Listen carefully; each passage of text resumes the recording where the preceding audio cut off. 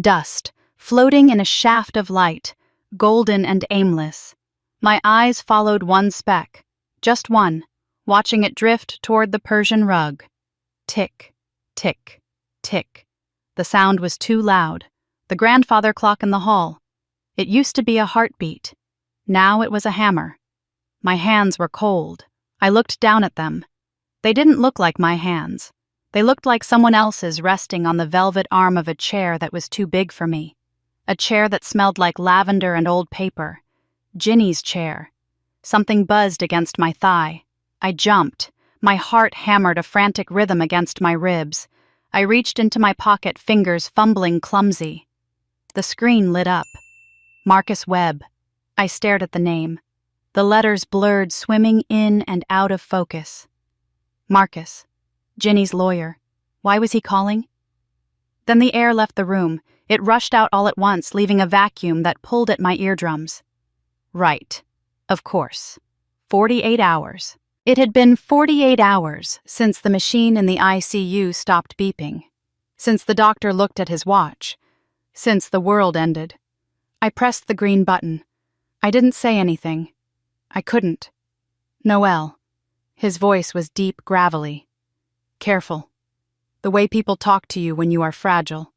When you are the girl who just lost everything. Noel. Are you there? I'm here, I whispered. My voice sounded rusty, like a hinge that hadn't been oiled in years. I tried to call yesterday, he said. I know it is soon. I am so sorry, Noel. But we need to meet. There are matters to discuss. The estate. The estate. The word sounded heavy. Formal. A stone dropped into deep water. I looked around the room. The high ceilings. The crown molding Ginny had painted by hand 3 years ago. The sunlight hitting the crystal decanter on the sideboard. It wasn't a home anymore. It was an estate. Tomorrow, Marcus said. Can you come to the office tomorrow morning, say 10 o'clock? I cleared my throat. 10? Yes, I can do that. Get some rest, Noel. Virginia would want you to rest. The line went dead. I lowered the phone. My hand was shaking. Just a little tremor vibrating through the bones of my wrist. I caught the glint of gold. The watch. Her watch. I brought my wrist closer. The Cartier tank. Vintage. The leather strap was worn soft, molded to the shape of her wrist, not mine. I had put it on 2 days ago, right after the nurse handed me the plastic bag with her personal effects. I hadn't taken it off since. I rubbed my thumb over the glass face. Smooth, cool, it was still ticking. She was gone, but the watch kept counting seconds. I stood up. My knees felt weak like water. I needed to leave. I needed to go back to my apartment, feed the cat, pretend I was a person who functioned in the world. I walked to the door, my footsteps echoing on the hardwood. And then I saw it. On the side table in the entryway, the answering machine. It was ancient, a brick of gray plastic from the 90s. Ginny refused to get rid of it. She said she liked the satisfying click of the buttons. She said digital voicemail lacked soul. A red light was blinking. Blink, blink, blink. One message. I stared at it. When was it from? Before the hospital. Before the ambulance came 3 weeks ago, I reached out. My finger hovered over the play button. If I pressed it, I might hear her voice, her real voice. Not the weak, raspy whisper from the hospital bed, but the voice that used to call me from the antique shows, telling me she found a porcelain dog that looked exactly like Mrs. Gable down the street. I couldn't do it. If I heard her voice now, right now, I would shatter. I would fall apart on this hardwood floor, and I wouldn't be able to get back up. I pulled my hand back. I'll listen tomorrow, I told the empty room. I turned the deadbolt. The lock clicked into place, a solid, final sound. I looked up at the corner of the porch ceiling. The small black dome of the security camera blinked a tiny red eye at me. Active, watching. Ginny liked to feel safe. I walked down the steps, the savannah heat wrapping around me like a wet blanket, heavy and suffocating. The diner smelled like grease and burnt coffee. It was the best smell in the world. It was real. It was grounded. It didn't smell like antiseptic or lilies or old houses full of ghosts. "Eat," Dee said. She pushed a plate across the formica table. Meatloaf. Mashed potatoes with a crater of gravy. Green beans that had been boiled until they surrendered. I looked at it. My stomach turned over a slow, nauseous roll. "I'm not hungry!" Dee slammed her hand on the table. The silverware jumped. "Noelle Virginia Delacroix." I flinched. She only used the full name when she was about to go into nurse mode. "I checked your chart," she said. "Metaphorically speaking. You have had 1 granola bar and 3 cups of bad hospital coffee in the last 2 days. You are going to eat that meatloaf, or I am going to insert an IV line right here in this booth. Don't test me. I have the supplies in my car." I picked up the fork. It felt heavy. Dee watched me, her dark eyes narrowing. She looked tired too. She had worked a double shift at the ER, picked up her twins from soccer, and still drove across town to force-feed me comfort food. "How are you holding up?" she asked, her voice softening. "I'm fine." She raised an eyebrow. "I'm fine," I repeated, stabbing a green bean. "It's just the silence. The house is so loud with silence. Did you talk to Marcus?" "Yeah." "Tomorrow. The reading. Or whatever it is." Dee nodded. She took a sip of her iced tea. "Are they coming?" I froze. The fork stopped halfway to my mouth. I didn't need to ask who she meant. "No," I said. "I didn't tell them." "Good. They might find out," I said. "It'll be in the paper. The obituary runs tomorrow. Let them find out," Dee said. "Let them find out when they try to call her for a loan and the line is disconnected." "Dee, they're my parents." She leaned forward. Her face was hard, the kind of hard you get after seeing too much trauma, too many broken things that can't be fixed. "No," she said. "They are donors, genetic contributors. That is it." "They gave me life," I whispered. The old script, the one I had been reciting to myself since I was 13 years old, since the day I stood in the driveway and watched their taillights disappear. Dee reached across the table and covered my hand with hers. Her palm was warm, solid. "Honey, listen to me. Family ain't blood. Family is who shows up, who sat in that waiting room for 3 weeks, who paid for your nursing school, who held your hand when that sorry excuse for a husband walked out Ginny. Exactly. Auntie Jin showed up, every single day. Those people..." She waved a hand, dismissing them like a bad smell. "They showed up for a check, and when the check stopped, so did they." I looked down at the mashed potatoes. The gravy was starting to form a skin. "I know," I said. "I know you're right. It's just what I don't know. Maybe I thought, maybe now that she's gone, maybe they'd call, just to see if I'm okay." Dee didn't say anything. She just squeezed my hand tighter. My phone buzzed on the table. We both looked at it. Unknown number. The area code was local, but not Savannah local. It was the area code for the next county over. The cheap side of the river. "Don't," Dee said. Her voice was a warning. "Don't you dare answer that." My hand moved on its own. A reflex. A conditioned response trained into me over decades of waiting for crumbs. I swiped the screen. I put the phone to my ear. "Hello, Noelle, baby girl. Is that you?" The world tilted. The diner noise faded away. The clatter of plates, the hum of the refrigerator, the low murmur of conversation. It all vanished. There was only that voice. Rough around the edges. Too loud. A voice that sounded like cheap whiskey and false promises. I hadn't heard it in 10 years. "This is Noelle," I said. My voice was flat. Professional. My nurse voice.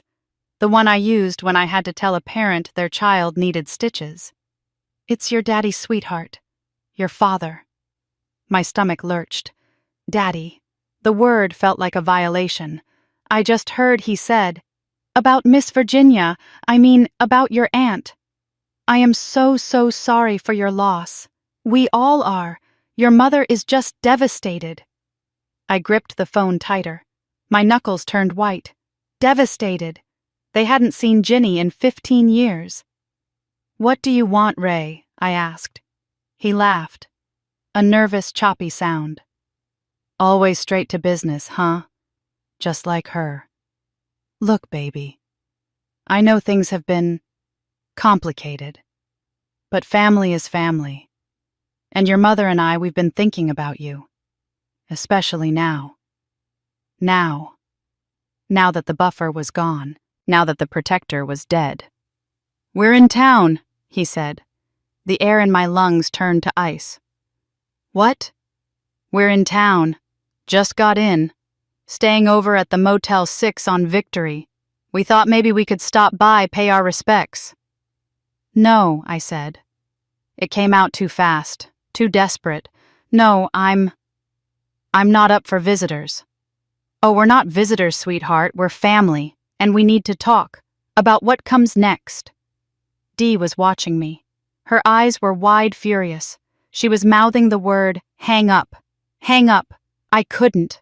I was 13 again. I was standing in the hallway listening to them argue about money, terrified that if I made a sound, they would leave sooner. "We'll come by the house tomorrow," Ray said, "around 9, before it gets too hot." I didn't say yes. I didn't say no.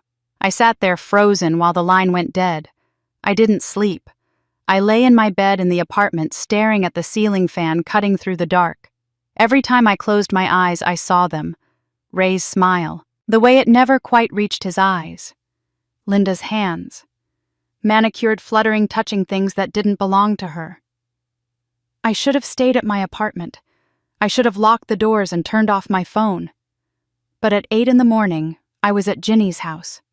I told myself I was there to protect it, to make sure they didn't break anything, to stand guard over her memory. But deep down in the place I didn't like to look at, there was something else. A tiny, pathetic spark. They came. They drove all the way here. Maybe. I was standing in the kitchen brewing coffee when I heard the car. It sounded like a lawnmower choking on a rock. A rattle, a cough, and then the crunch of tires on the gravel driveway. I walked to the window. It was a beige sedan at least 15 years old. Rust ate at the wheel wells. The bumper was held on with duct tape. Ray got out first. He looked older, heavier.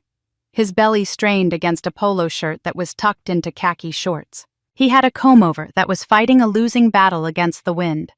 Then Linda. She hadn't changed. Not really. The hair was still blonde, a bright chemical yellow that caught the sun. She was wearing black, a dress that was too tight, too short for a funeral call. She was carrying flowers, carnations, wrapped in grocery store cellophane. I felt sick. I opened the front door before they could knock. I didn't want them pounding on Ginny's wood. Noelle Linda's voice was a shriek, high-pitched, sweet cloying, like syrup that had gone bad. She rushed up the steps, her heels clicking on the wood. A cloud of perfume hit me before she did. White diamonds, heavy and sweet. She wrapped her arms around me.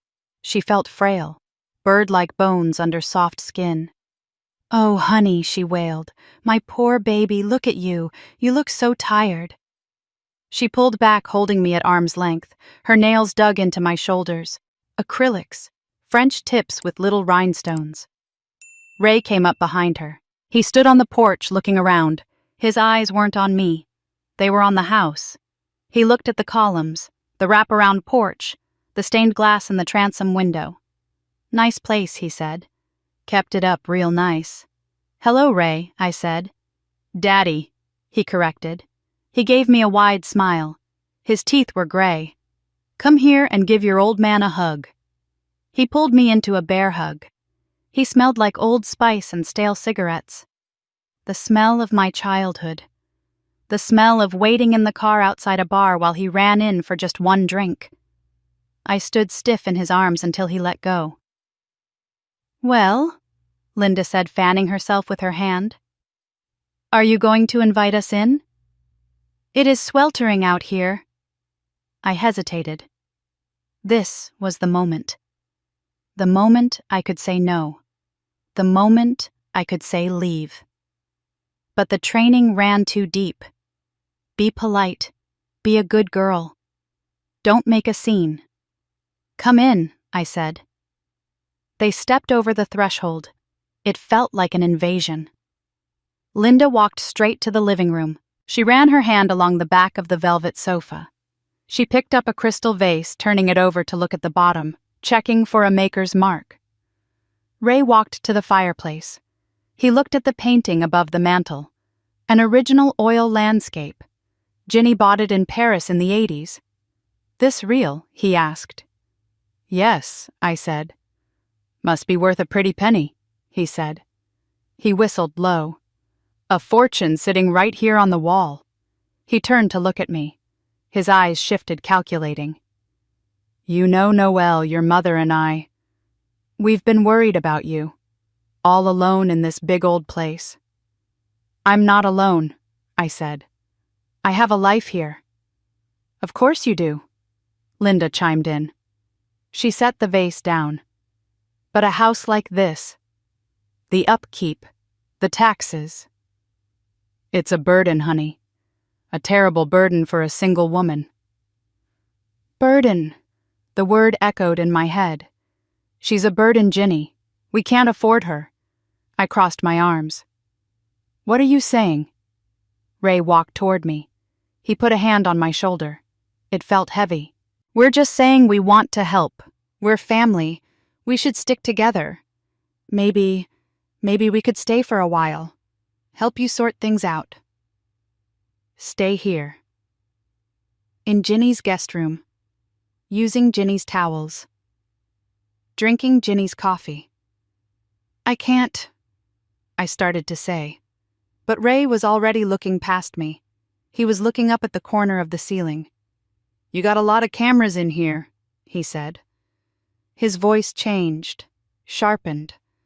I followed his gaze. "The little black dome. Miss Virginia worried about break-ins," he asked. "She liked to feel safe," I said. Ray stared at the camera for a second too long.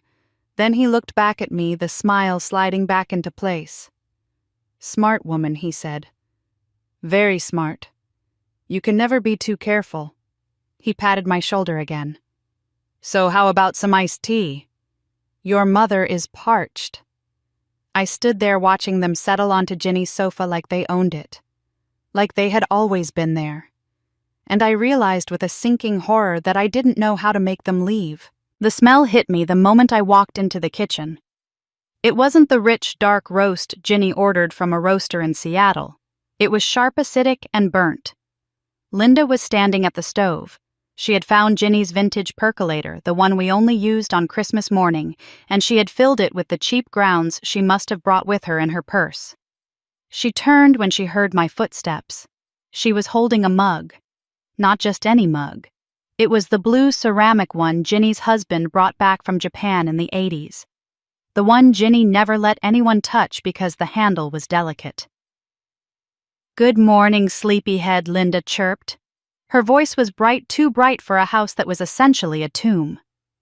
"I made coffee, and I found some eggs in the fridge, but honey, you really need to go grocery shopping. There is nothing in here but health food and fancy jams." I stared at the mug in her hand. "That's Ginny's cup," I said. Linda looked down at it, then shrugged a little flutter of her shoulders. "Well, it's a cup, honey. It's meant to be used. Here, sit down." She gestured to the table. Ray was already there. He was sitting in the big oak captain's chair at the head of the table. Uncle William's chair.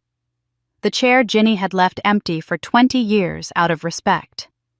Ray had his elbows on the table reading a folded newspaper he had brought in from the driveway. He looked up and grinned, egg yolk staining the corner of his mouth.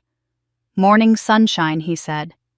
I felt a physical tightness in my chest, like a corset being pulled too tight. They were everywhere. Their noise, their smell, their physical bulk filling up the negative space Ginny had left behind. I walked to the counter and poured coffee into a plain white mug. My hand was shaking. I hated that they could make me shake. I was 41 years old. I was a pediatric nurse who dealt with trauma and death and screaming parents every day. I should have been immune, but standing there in my pajamas listening to Ray slurp his coffee, I wasn't 41.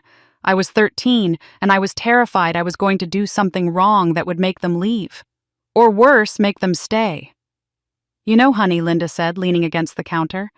She took a sip from Ginny's delicate mug. "I have been thinking about how hard this must be for you. All alone in this mausoleum, no husband, no children to fill up the rooms." I took a breath. The steam from the coffee burned my nose.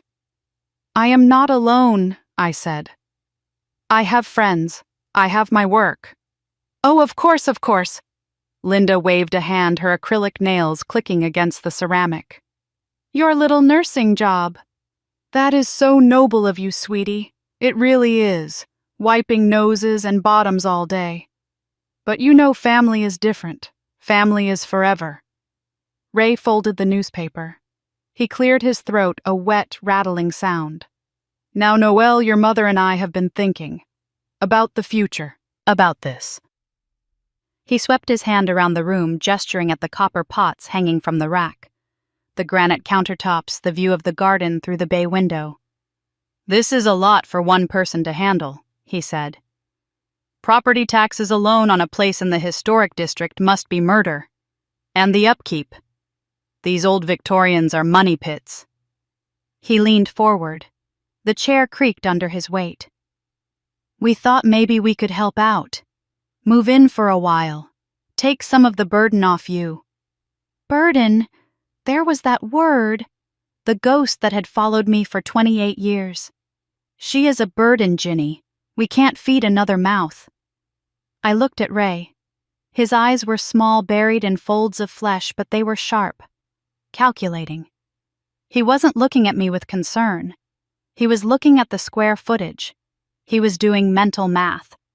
I opened my mouth to speak, to tell him that I would burn this house to the ground before I let him live in it. But my phone rang. I pulled it from my pocket. Marcus Webb. I let out a breath I didn't know I was holding. "I have to take this," I said. "It is the lawyer. About the estate." The change in the room was instant. It was chemical. At the word estate, Ray sat up straighter. Linda stopped picking at her cuticles. Their eyes locked onto me, hungry and bright. "Go ahead, honey," Ray said, his voice dropping an octave, becoming serious and fatherly. "You take that call. We'll be right here." I walked out of the kitchen, feeling their gaze on my back, like a physical weight. Marcus Webb's office was on Bull Street in a building that had survived General Sherman's march to the sea. The waiting room smelled of lemon polish and old leather. It was quiet here, a respectful, expensive silence that made my ears ring. Marcus met me at the door. He was a tall man, impeccably dressed in a charcoal suit with the kind of posture that suggested he held the world up on his shoulders and didn't mind the weight. He shook my hand. His grip was dry and firm. "Miss Delacroix," he said. "Please, come in." We sat in his office, surrounded by walls of law books that looked like they hadn't been moved in a century. Marcus sat behind a mahogany desk that was completely clear except for a single thick file folder. "I need you to understand something before we begin," Marcus said. He folded his hands on top of the file. Virginia was very thorough in her planning. Unusually thorough. "What do you mean?" I asked. "I mean she anticipated certain scenarios. She prepared documentation for every possible contingency." He opened the file. First he said, "Virginia established a revocable living trust years ago. You are the sole trustee and the sole beneficiary." He slid a document across the desk. I looked at the dense legal text, the words swimming before my eyes. "What does that mean?" I asked. "It means there is no probate," Marcus said. "There is no court process where creditors or relatives can easily intervene. The house, the investments, the accounts, the collection, everything transferred to you the moment Virginia passed. It is yours. Done. Finished. I felt a wave of relief so strong it made me dizzy. I sat back in the leather chair. So they can't touch it, I said. My parents. They can't take the house. Marcus watched me carefully. He didn't smile. Legally, no. They have no standing. He pulled another document from the file. It was yellowed with age. The edges were soft. Virginia legally adopted you in the year 2000, Marcus said. You were 16. I nodded. I remembered the day. We went to the courthouse, then we went for ice cream. Ginny had ordered a hot fudge sundae and said, "Now nobody can ever take you away from me." Your biological parents signed a voluntary termination of parental rights, Marcus said.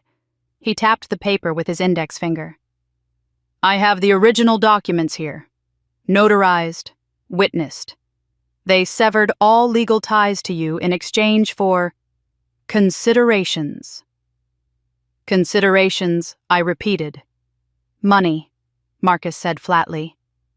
Virginia paid them $15,000 to sign the papers and disappear. I closed my eyes. I knew it. Deep down, I had always known money had changed hands, but hearing the number made it real. $15,000. That was what I was worth. That was the price of a daughter. So it is bulletproof, I said. Legally, yes, Marcus said. But Noel people like Raymond and Linda Carver do not care about the law. They care about leverage, and they care about opportunity. He leaned forward. They are in town. Yes, I said. They are at the house right now. Marcus frowned. A small, tight line appeared between his eyebrows. Be careful, Noel. Virginia protected you on paper, but paper cannot stop them from trying to break you. The memorial service was on Thursday. Ginny didn't want a funeral. She wanted a cocktail party, but the church ladies insisted on a service, so we compromised. The sanctuary was full. Ginny had been a pillar of Savannah society for 50 years. There were antiques dealers, historical society members, and people she had quietly helped with tuition or rent over the decades. And there, in the third pew, were Ray and Linda. They had arrived early. Linda was wearing a black dress that was too formal, something suited for a mob widow in a movie. She had a lace handkerchief that she dabbed at dry eyes every time someone looked in her direction. Ray was working the room. I watched him from the vestibule. He was shaking hands with Judge Miller. He was clapping old Mr. Henderson on the shoulder. He was playing the grieving father, the prodigal son returned to mourn the woman who raised his child. I walked down the aisle to take my seat in the front pew. The whispering started as I passed. Poor Noelle. Look at her. So strong. After the service, we stood in the courtyard. The air was thick with humidity and the smell of magnolias. I tried to stay close to Dee, using her as a human shield, but Linda found an audience. She was surrounded by 3 women from the Altar Guild. It broke my heart, Linda was saying, her voice trembling just enough to sound sincere. It absolutely broke my heart to let her go. But Ray and I, we were so young. We had nothing. And Miss Virginia? She could give Noelle the world. She pressed the handkerchief to her nose. We made the ultimate sacrifice, she said.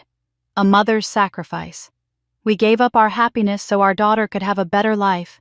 And now, to lose Virginia. It is like losing a sister. I felt bile rise in my throat. A sister. She had called Ginny a controlling spinster to her face 28 years ago. She had called her a thief. Dee gripped my elbow. Her fingers dug in hard. Don't, she whispered. Don't do it. Not here. She is lying, I hissed. She is rewriting history in front of God and everyone. Let her talk, Dee said. The truth has a way of coming out. Ray drifted over to us. He was holding a plate of finger sandwiches. Nice service, he said, chewing. Classy. Your mother certainly had a lot of friends. Wealthy friends. He looked over my shoulder at the parking lot where the expensive sedans and luxury SUVs were lined up. Must be nice, he said. Having that kind of cushion.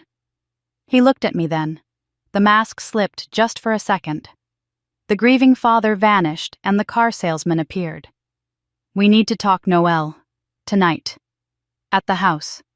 "I am tired, Ray," I said. "It wasn't a request, honey," he said. He smiled, but his eyes were dead flat. "We'll see you at home." The sun was setting when they finally cornered me in Ginny's study. It was the room where Ginny did her accounts, the room where she read her mysteries. It was a sacred space lined with books and smelling of lemon oil and old paper. Ray and Linda sat on the leather sofa. They looked too comfortable. They had taken their shoes off. Ray had a glass of Ginny's bourbon in his hand. I stood by the desk. I didn't sit. I wanted them to know this wasn't a chat. "What do you want?" I asked. Ray took a sip of the bourbon. He swirled the amber liquid in the glass.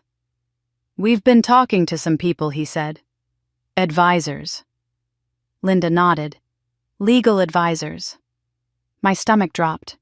The word hung in the air, heavy and sharp. "You hired a lawyer," I said. Ray shrugged.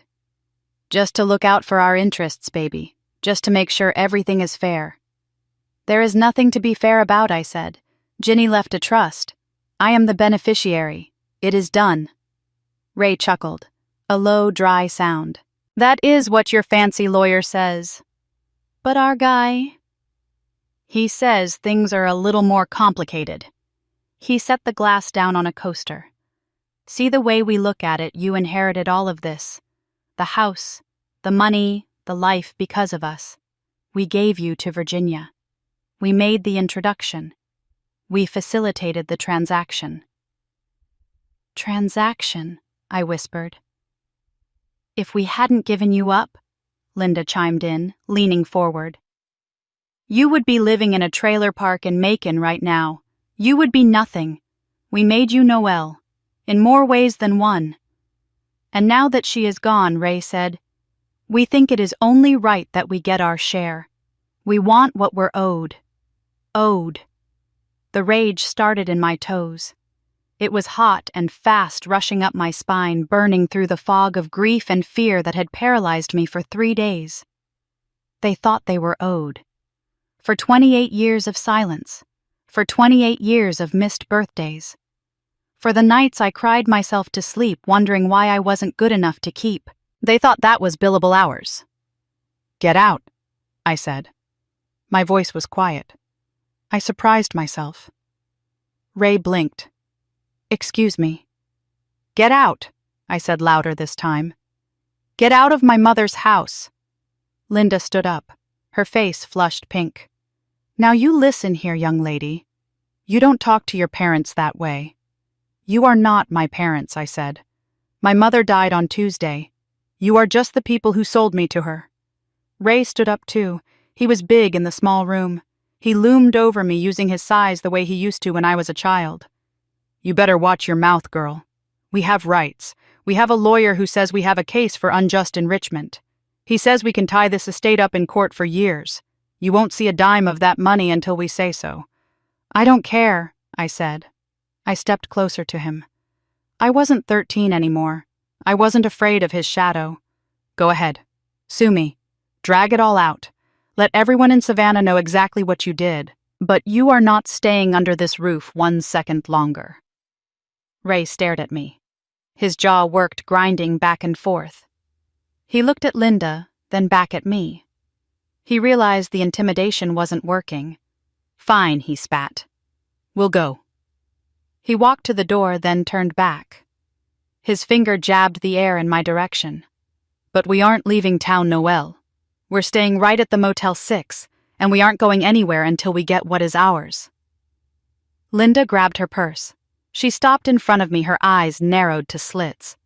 "You are ungrateful," she hissed. "Just like her.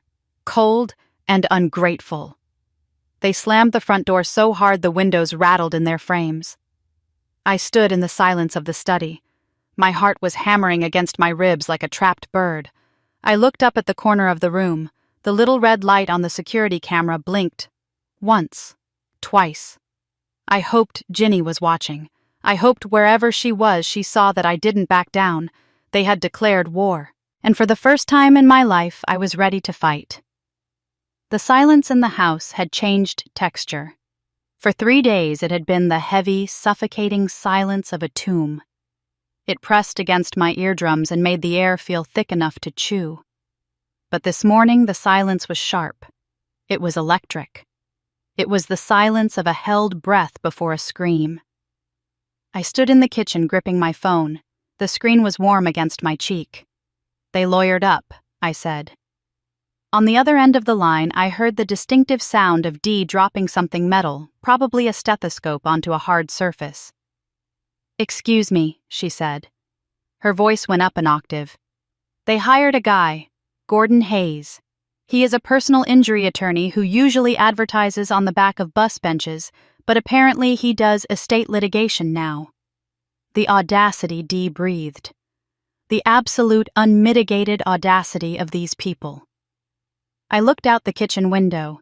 The azaleas were blooming shocking pink against the green. Ginny loved azaleas. She used to say they were proof that something beautiful could survive the heat. "They are claiming unjust enrichment," I said. "They are claiming that because they gave me to Ginny, they facilitated her happiness, and therefore they are entitled to a portion of the estate. They call it a transaction." A transaction. I heard Dee pacing. I could picture her in the break room wearing her navy blue scrubs, walking a hole in the linoleum. "Noelle, listen to me. I am coming over. I am bringing wine. I am bringing the good cheese. And I am bringing a baseball bat just in case they decide to show up again." "They won't come back today," I said. "I kicked them out." "You did what I kicked them out. I told them to get out of my mother's house." There was a pause, then a low, appreciative whistle. "Look at you," Dee said softly, finally showing some teeth. I hung up the phone and leaned against the counter. My hands were steady now. The shaking had stopped. I wasn't the 13-year-old girl watching taillights fade down the driveway anymore. I wasn't the woman who flinched when people raised their voices. I walked into the hallway. I looked at the grandfather clock. I looked at the Persian rug where I used to play with my dolls. What would Ginny do? The question wasn't rhetorical. I closed my eyes and summoned her. I pictured her standing in this hallway wearing her pearls, and her steely expression confronted with an enemy who wanted to take what was hers. Ginny wouldn't cry. Ginny wouldn't hide. Ginny would make a list. Ginny would gather evidence. Ginny would be prepared. I pushed off the counter. I wasn't going to spend today grieving. I was going to spend it arming myself. I walked up the stairs, my hand trailing along the polished mahogany banister. The wood was cool and smooth, worn soft by decades of Ginny's touch. I stopped in front of the second door on the left, the guest room. But before it was the guest room, it was mine. I turned the knob. The door swung open with a familiar creak, a sound that instantly transported me back 28 years. The room smelled of lavender. Ginny always kept sachets in the drawers, refreshing them every spring. The scent was a time machine. It hit me in the chest, bypassing logic, going straight to the lizard brain where memory lives. I stepped inside. Suddenly, the light was different. It wasn't the sharp morning sun of a Friday in 2026. It was the heavy golden haze of a late afternoon in July 1996. I was standing in the doorway. I was wearing denim shorts that were too big for me and a t-shirt that had a stain on the hem. Beside me was a single suitcase. It was brown vinyl taped at the handle with silver duct tape. It contained everything I owned in the world. Ginny was behind me. I could feel her presence, quiet and solid. "This is your room," she said. Her voice wasn't pitying. It was factual. "For as long as you want it." I didn't move. I didn't step onto the rug. I was terrified that if I touched anything, if I got comfortable, it would hurt more when they came back to get me. Or when she sent me back. "What if they changed their minds?" I asked. My voice was small, a whisper that barely made it past my teeth. "What if they come back?" I heard the rustle of fabric as Ginny knelt down. She didn't touch me. She knew somehow that I couldn't handle being touched right then. She just lowered herself until her face was level with mine. Her eyes were gray like the ocean on a cloudy day and absolutely fearless. "Then they will have to go through me," she said. I looked at her. I was used to adults who lied. Adults who said we'll be right back and didn't return for hours. Adults who said we love you while packing my bags. But Ginny didn't look like she was lying. She looked like a fortress. "And honey," she said, tilting her head slightly, "I don't lose." I stepped into the room that night. I didn't sleep. I sat on the edge of the twin bed with the chenille spread, listening to the house settle. I waited for the sound of Ray's car. I waited for the phone to ring. I waited for the inevitable regret. Somewhere around 2 a.m, the dam broke. I curled into a ball on top of the covers and sobbed. I cried until my throat was raw, until my eyes were swollen shut. I cried for the parents who didn't want me, and for the terrifying vastness of the future. The door opened. Ginny didn't turn on the light. She didn't offer me a tissue. She didn't tell me to hush. She just walked over to the bed and sat down. She took my hand in hers. Her skin was cool. Her grip was firm. She sat there for 4 hours. She didn't say a word. She just anchored me to the earth while the storm raged. When I woke up the next morning, the smell of lavender was gone, replaced by the scent of butter and vanilla. I walked downstairs, my eyes gritty and sore. Ginny was at the stove. She turned and smiled. "Blueberry pancakes," she said. "Sit down, sweetheart. Take your time." I blinked, pulling myself back to the present. The room was the same. The bed was the same. But I wasn't that scared little girl anymore. I walked over to the closet and opened the door. It was empty now, save for a few winter coats stored in garment bags. I ran my hand along the shelf. "They sold me," I whispered to the empty room. The realization didn't hurt like a bruise. It burned like a brand. I closed the closet door. Hard. I didn't need to cry for that little girl anymore. I needed to fight for her. I went downstairs to the study. This was Ginny's command center. It was a masculine room lined with dark walnut bookshelves and heavy drapes, a remnant of her husband's taste that she never bothered to change. But the desk was all Ginny. It was a massive partner's desk covered in neat stacks of correspondence. Ginny was meticulous. She kept receipts for coffee. She kept warranties for appliances she threw out 10 years ago. If there was evidence, it would be here. I sat in her leather chair. It swiveled with a soft groan. I started with the filing cabinet. It was locked, but I knew where the key was, taped under the bottom drawer of the desk. Ginny loved spy novels. She thought hiding keys was terribly clever. I found it. I unlocked the cabinet. The files were color-coded. Green for financial, red for medical, blue for house. I flipped through them.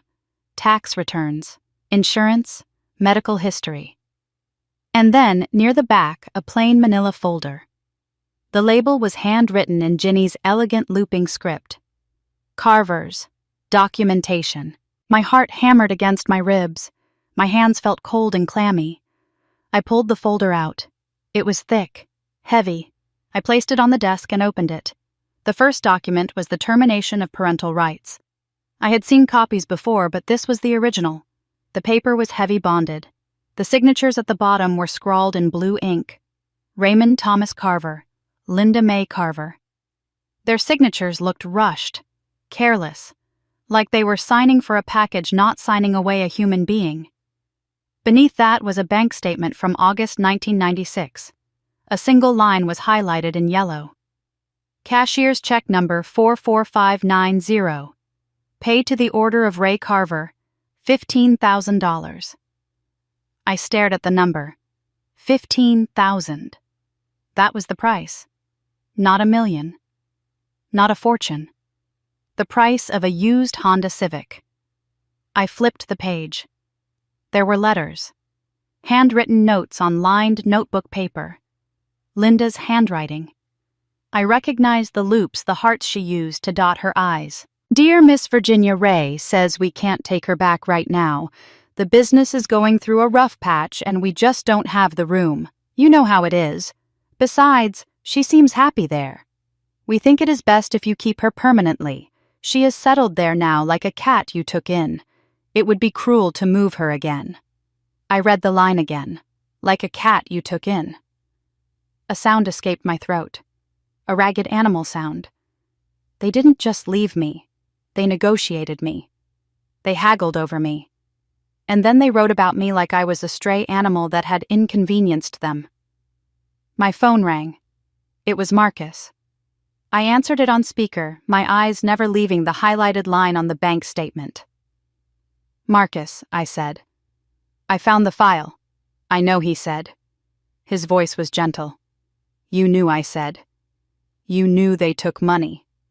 "I did. $15,000, Marcus.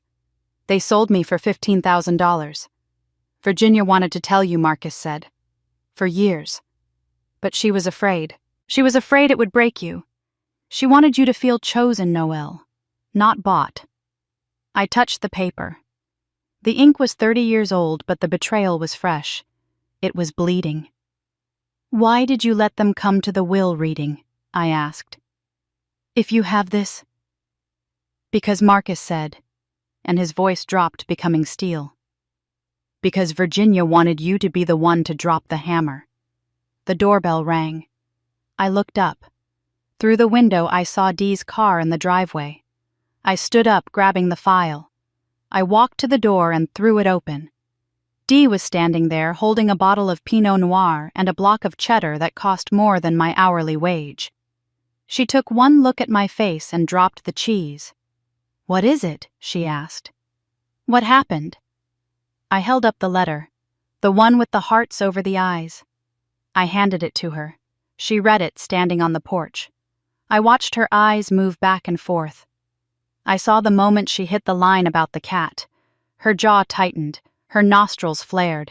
She looked up at me and her eyes were filled with a terrifying, righteous fury. "Evidence," I said. 28 years of it. Dee handed the letter back to me. She stepped inside and kicked the door shut behind her. "Open the wine," she said. "We are going to war." Monday morning in Savannah felt like walking through hot soup. The humidity pressed against the windows of Marcus Webb's office, blurring the view of the moss-draped oaks outside.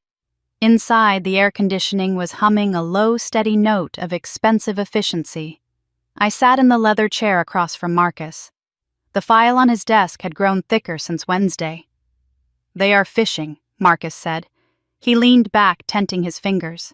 His face was unreadable, the practiced mask of a man who had seen every variety of human greed. "Explain it to me," I said. Marcus sighed. He tapped a letter sitting on top of the pile.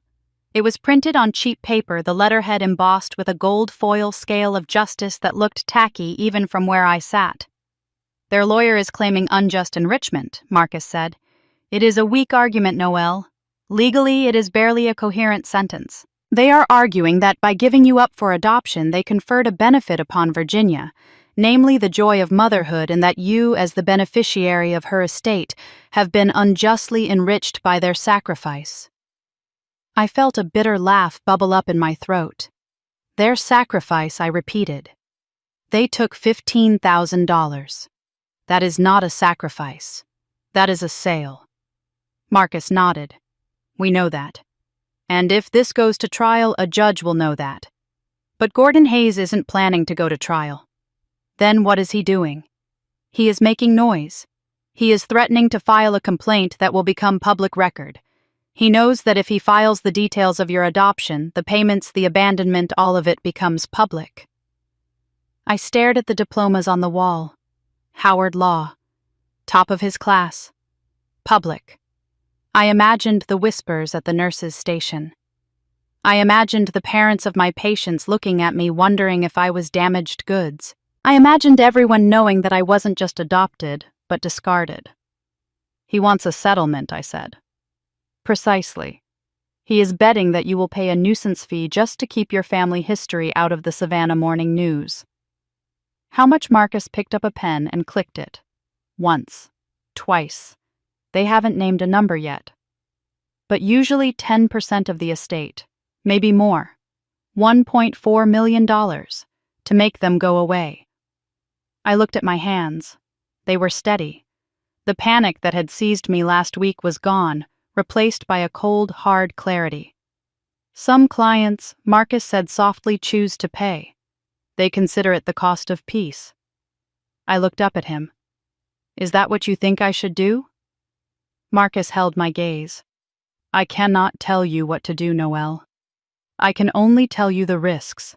If we fight, it gets ugly. They will depose you. They will drag Virginia's name through the mud. They will try to paint her as a predator who took advantage of a young, struggling couple. I stood up. I walked to the window and looked down at Bull Street. A trolley full of tourists rumbled by, the guide pointing out historic homes. Ginny didn't raise me to run, I said. I turned back to him. No settlement, not a dime. If they want to fight, they can have one. Marcus smiled. It was a small thing, just a slight crinkle at the corners of his eyes, but it was genuine. I was hoping you would say that. He closed the file. One more thing, Noelle. I wanted to update you on the property security. The house. Yes. Virginia had a comprehensive system installed last year. Cameras in the common areas, motion sensors, remote access. Per her standing instructions, I have kept the service active. I frowned. Active recording, Marcus said. 24/7. I have been monitoring the feeds remotely to ensure the house remains secure while it is unoccupied. I thought about the little black domes in the ceiling, the blinking red lights. So if someone were to break in, we would have it in high definition, Marcus said, along with audio. I filed that away. It seemed like a detail, a piece of administrative housekeeping. Ginny liked to feel safe. Ginny liked to watch. Good, I said. Keep them rolling. I want to know if they even step foot on the grass. The pediatric ward usually smelled like antiseptic and cherry-flavored cough syrup. It was a smell that grounded me. It meant order. It meant care. But on Tuesday afternoon, the air in the lobby smelled like cheap musk and stale tobacco. I was at the nurse's station entering vitals for an appendectomy in room 4 when the chatter stopped. The background hum of the hospital, the squeak of rubber soles, the paging system. The low murmur of conversations dropped away into an awkward silence. I looked up. Ray was standing at the intake desk. He was wearing a Hawaiian shirt that was too loud for a hospital and too tight for his stomach. He was leaning over the counter, charming the volunteer, a sweet elderly woman named Mrs. Higgins, who looked like she wanted to press the panic button. "There she is!" His voice boomed across the lobby, bouncing off the linoleum floors. "My baby girl!" He turned arms wide, playing to an audience that hadn't bought tickets. He looked around at the other nurses, at the doctors passing by, at a family waiting for news. "Look at her," he announced. A nurse, saving lives. Her mother and I always knew she was destined for greatness. I felt the heat rise in my cheeks. Not shame. Anger. I stepped out from behind the station. I kept my back straight. I walked toward him, stopping just outside of hugging range. "Ray," I said. My voice was low, ice cold. "This is my workplace." I know." He beamed, ignoring the boundary, ignoring the tension. I just couldn't stay away. I was bursting with pride. Just bursting. Thought I would come by and take my girl to lunch. "I don't have a lunch break," I said. "And you need to leave. Oh, come on now." He stepped closer. He dropped his voice, but it was a stage whisper meant to be overheard. "Don't be like that, honey. I know you are stressed, with the funeral and all, but you have to make time for family. We are the only ones you have left." I saw Dr. Evans looking over his clipboard. I saw Dee peering around the corner, her phone in her hand, ready to call security. I moved closer to him, invading his space for once. I smelled the sourness of his sweat beneath the cologne. "You are making a scene," I said, "and you are proving my point." "What point is that?" Ray asked, his smile faltering. "That you don't care about me. You care about the show." Ray's eyes hardened. The jovial father act flickered, revealing the car salesman underneath, the man who kicked tires and bullied widows. "You are a hard woman, Noelle. Just like she was." I took that as a compliment. "Security is on their way," I said. "You can walk out or you can be dragged out." Ray glared at me. He looked at the security guard rounding the corner by the elevators. He sneered a quick, ugly expression that vanished as quickly as it appeared. "Fine, be that way. We're just trying to love you." He turned and walked out, his flip-flops slapping loudly against the floor. My phone vibrated in my pocket 5 minutes later. I went to the break room. It was Linda. I didn't answer. She called again. And again. Finally, a text. "Your father is so upset. He just wanted to see you. We are hurting too, you know." Then another. "This motel is awful, honey. The bed is hard and the air conditioning rattles. My back is killing me. If you had any heart, you wouldn't let your mother sleep in a place like this." I stared at the screen. My mother was sleeping in a cemetery on Bonaventure Road. My mother never complained. My mother never asked for a thing. I turned the phone off and went back to work. Wednesday was my day off. I spent it in the attic. The attic at Ginny's house was a cathedral of memory. It smelled of cedar blocks and dust heated by the Georgia sun beating down on the slate roof. It was a space suspended in time, filled with trunks and boxes labeled in Ginny's perfect script. I was looking for nothing and everything. I opened a trunk near the dormer window. It was filled with photo albums. Not the ones she kept downstairs on the coffee table. These were the outtakes. The blurry ones. The ones where I had chocolate on my face or my eyes were closed. There was a box of birthday cards. Every card I had ever given her.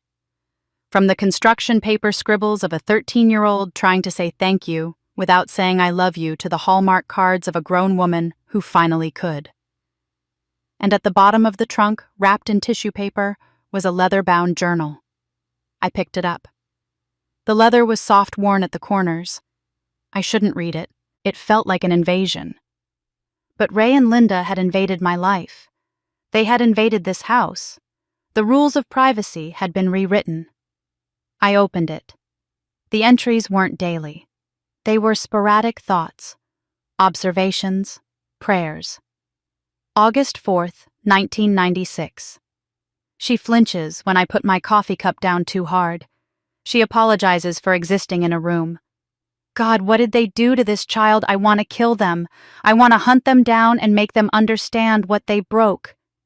But I can't. I have to be the glue. I turned the page. My vision blurred.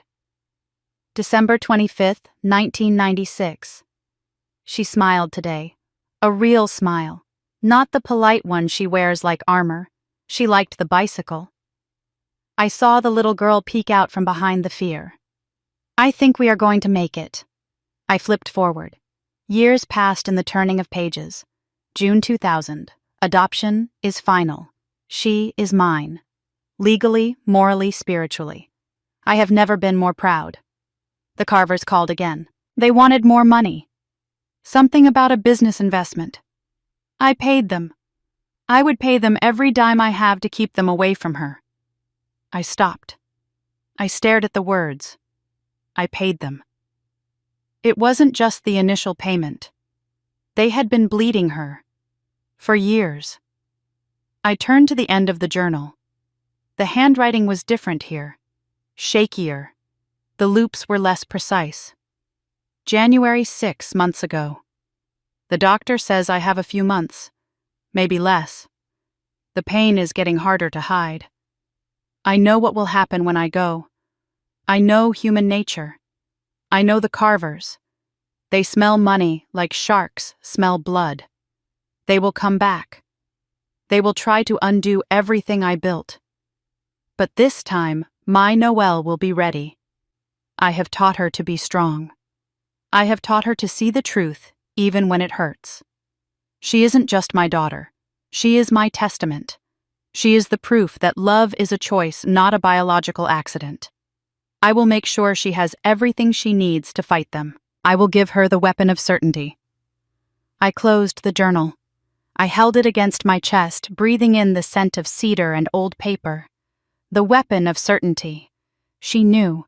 She saw this coming when I was blind to it. She paid them off to protect me, and then she prepared me to destroy them. I wasn't just a beneficiary. I was a mission. I stood up. The dust motes danced in the shaft of sunlight coming through the window. I wasn't afraid of the lawsuit anymore. I wasn't afraid of the public shame. Let them file. Let them depose me.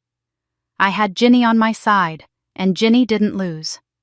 Friday morning arrived with a deceptive calm. The sky over Savannah was a bruised purple, threatening a storm that hadn't yet broken. But inside Marcus Webb's office, the air was still and cool. I sat in the same leather chair I had occupied all week. I felt like I had aged 10 years since Monday. Marcus was smiling. It was a restrained professional smile, but it reached his eyes. "Good news, Noelle," he said. He slid a piece of paper across the mahogany desk. It was a letter from Gordon Hayes. "They are blinking," Marcus said. I looked at the letter. The legal jargon was dense, but the tone had shifted. Gone were the threats of immediate litigation. Instead, there were phrases like open to amicable resolution and desire to avoid unnecessary public scrutiny. I looked up. What does this mean? It means Gordon Hayes reviewed the file I sent him, Marcus said. He saw the trust documents. He saw the adoption papers. He advised his clients that they have no case. So they are giving up. Not officially, but they are fishing for a settlement now, a small one. They are looking for an exit strategy that saves face and covers their gas money. I leaned back in the chair. I should have felt triumphant. I had held the line. I had protected Ginny's legacy. I had won. But I didn't feel like a winner. I felt hollowed out, like a gourd left on the porch too long after Halloween. "Is that it?" I asked. "It is just over." "Ideally, yes," Marcus said. "We ignore this letter for a few days. We let them sweat in that motel. Then we send a final refusal. They will pack up their rusted sedan and go back to wherever they came from. And I never see them again." Marcus watched me. He took off his wire-rimmed glasses and cleaned them with a silk cloth. "Is that what you want, Noelle?" I looked out the window. The first drops of rain were hitting the glass, streaking the view of the city. "I wanted them to fight for me," I whispered. "Not for the money, for me. I wanted them to be so desperate to be my parents that they would burn the world down. But they just wanted a payout." Marcus put his glasses back on. "Validation is a heavy thing to carry, Noelle. Sometimes you have to set it down before you can walk forward." I stood up. My knees felt stiff. "Thank you, Marcus, for everything." He stood up too. He hesitated, his hand hovering over a drawer in his desk. "Noelle, there is something else." I stopped. "What Virginia left you a letter. A specific instruction. I was told to give it to you only when the legal threat had passed. When you were ready. Ready for what?" Marcus withdrew his hand. He didn't open the drawer. "Not yet," he said. "Go home. Rest. You have won the war. Let yourself feel that first." I walked out into the rain. I didn't feel like I had won a war. I felt like I was standing in the wreckage of a battlefield waiting for the smoke to clear. That evening the storm finally broke. Thunder rattled the window panes of Ginny's house, shaking the old Victorian frame down to its foundation. Dee was sitting on the living room rug, a glass of Pinot Noir in her hand. I was at Ginny's desk in the study, the glow of the computer monitor lighting up my face. "You are obsessing," Dee called out. "Come drink your wine. We are celebrating. The evil step-parents are retreating. I am just checking the system," I said. Marcus had given me the login credentials for the security account. I told myself I was checking to make sure Ray wasn't lurking in the bushes slashing tires in a fit of pique. I logged in. The interface was sleek modern. A grid of camera feeds popped up. Living room, kitchen, hallway, porch. Everything was quiet, just the rain slashing through the camera's night vision. I clicked on the History tab. I expected to see a few days of footage, maybe a week. The scroll bar stretched back. January, February, March.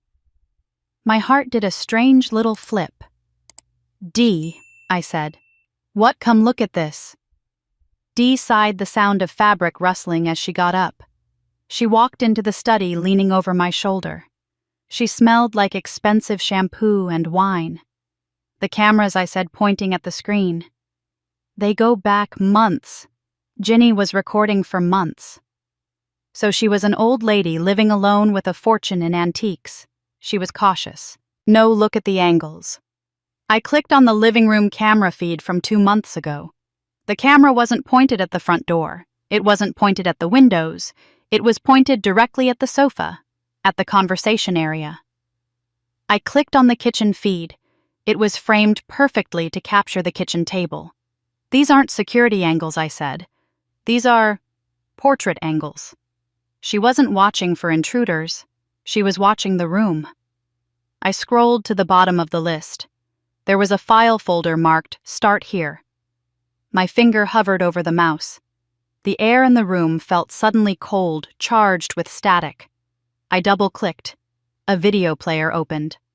The timestamp was from 2 weeks ago, Thursday, 2 days after the funeral. The image resolved.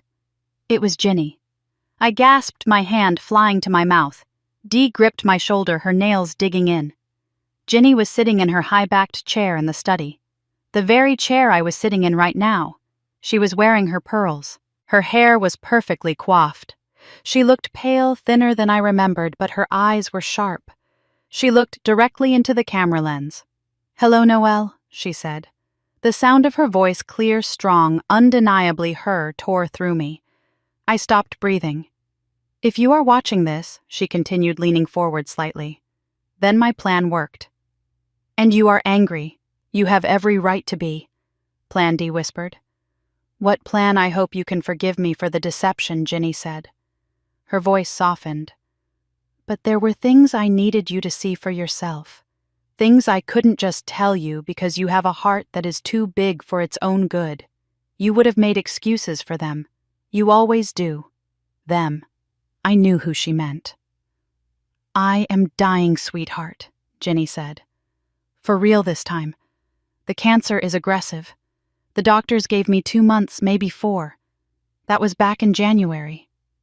Tears pricked my eyes. She had known. She had known for months and hadn't told me. "I didn't want our last months to be about hospitals and pity," Ginny said, as if reading my mind, "and I couldn't leave this world worrying that you would spend the rest of your life wondering what if. What if they came back? What if they loved you?" She paused. She took a sip of water from her crystal glass. "So I gave you a gift. The gift of certainty." She smiled then. That dry, mischievous smile that usually appeared after she had outbid a rival dealer for a rare piece. "I need you to keep watching, Noelle. I need you to see what they say when they think the dead can't hear them." The video ended. The screen went black. I sat there frozen. My brain was trying to reassemble the world, but the pieces didn't fit. "She is alive," Dee whispered. Her voice was trembling. "Noelle, she is alive." "She staged it," I said. My voice sounded hollow. "She staged her own death. To test them," Dee said. "To test you." I looked at the date on the next file. It was labeled The Arrival. I clicked it. The video showed the living room. It was Wednesday morning, the morning Ray and Linda had arrived. I watched myself on the screen, stiff and awkward, letting them in. I watched myself leave the room to take Marcus's call.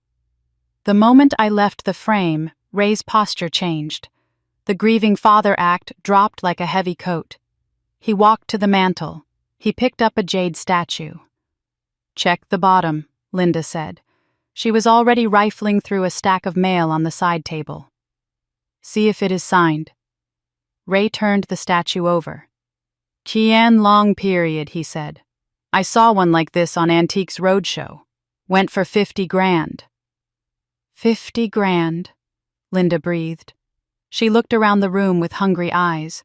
Ray, this place is a gold mine. A literal gold mine. And it is just sitting here with her. She doesn't have a clue what she has, Ray said. He put the statue down, not gently. She never did. Always was a little slow on the uptake. Soft. I flinched. Dee reached out and paused the video. You don't have to watch this, she said. Yes, I said. I do. I hit play. Linda was examining the curtains now.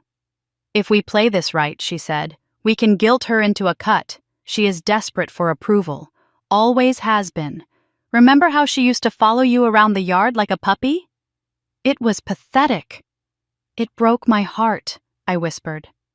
On screen, Ray laughed. Pathetic is right, but useful. We lean on the family angle.